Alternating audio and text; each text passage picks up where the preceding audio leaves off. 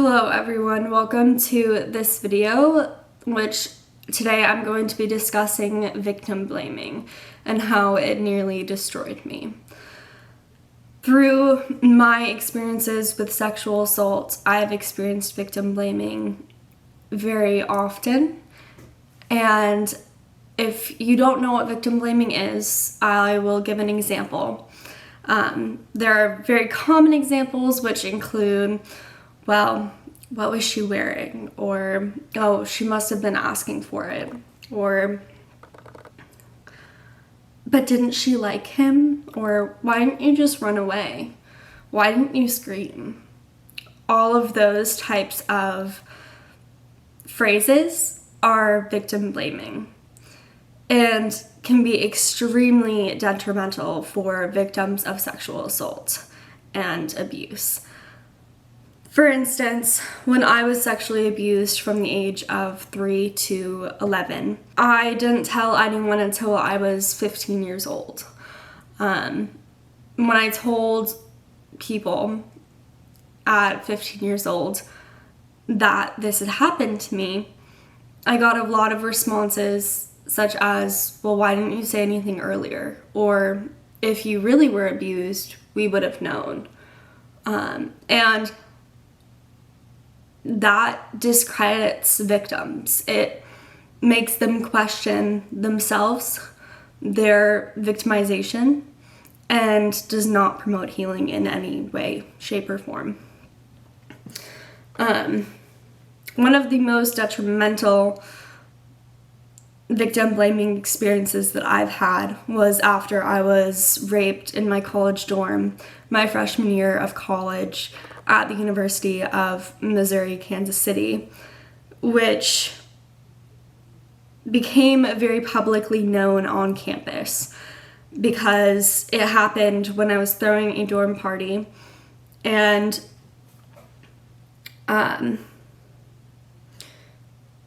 the person who sexually assaulted me was very popular amongst people in the dorm community. And as a result of that, I got a lot of hate for accusing him of rape, which he did in fact rape me. And I would get into the elevator and immediately people would be looking at me weird, or would say, he's never treated me like that, so he's not capable of that. Again, that's placing blame on the victim rather than the perpetrator. The perpetrator is the one who decided to go forward and rape or abuse someone. The victim was there. They're not guilty of anything. No matter what they said or did, they don't deserve to be sexually abused or assaulted in any way.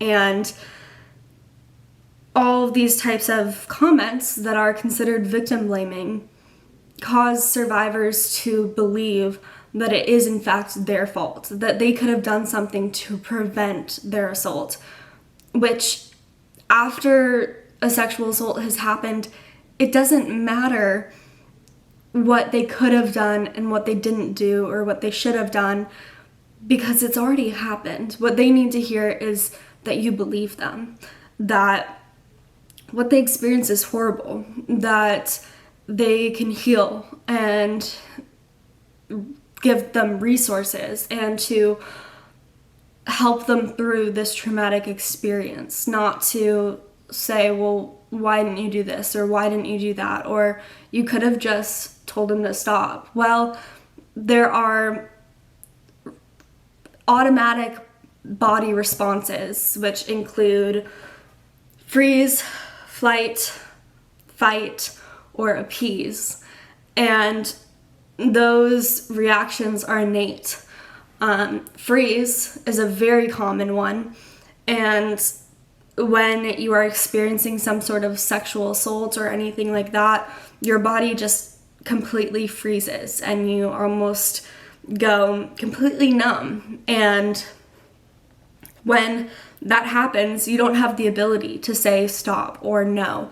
But it is very obvious when someone is experiencing a freeze response that you should not be engaging in sexual intercourse with them. That is very obvious, and that is why consent education is also extremely important.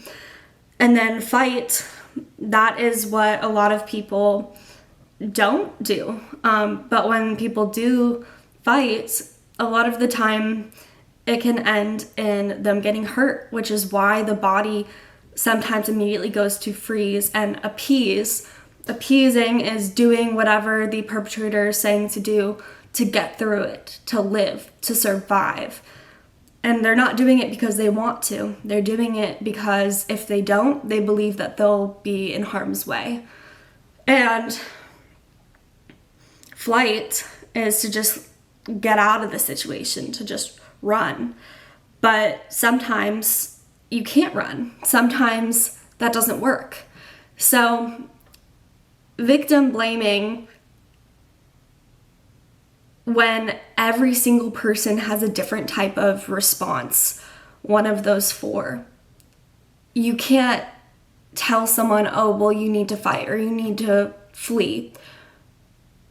Our bodies can't just immediately go, oh, someone told me to fight or someone told me to flee, so I should do that.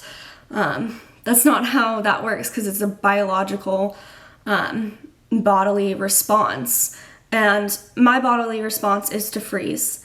That is what I have always done in my victimizations, which I think that's probably one of the most common responses in a traumatic experience, is to freeze, to play dead, which a lot of animals do that. And all animals have these type of responses.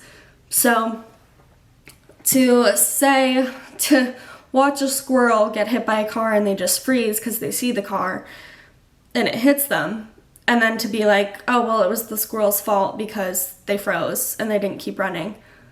It wasn't the squirrel's fault. It didn't run because it was experiencing a freeze response to trauma or fear.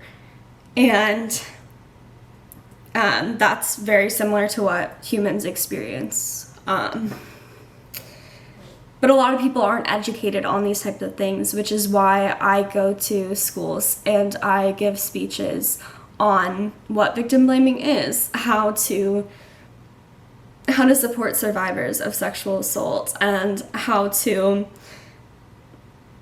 be educated on these matters and ensure that you can help those who disclose to you, and many more things. But definitely go to my website to learn more about all of this information, which I share on my website. Also, if you ever want a speaker at a high school or college, I am available for booking. You can email me on my website. My email is there. So definitely check out all of that. I also post newsletters once or twice a month about different issues surrounding sexual assault and victimization that are extremely informative and can help people educate themselves on these topics as well. So thank you so much for listening, and I hope that after this video you have more of an understanding of what victim blaming is and how to help survivors rather than create more harm. So thank you so much. Bye.